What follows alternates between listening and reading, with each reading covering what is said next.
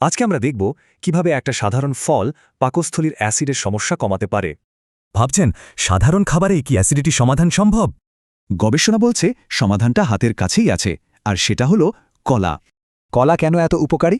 কারণ পাকা কলা হলো ক্ষারীয় প্রকৃতির। আচ্ছা, ক্ষারীয় মানে কি?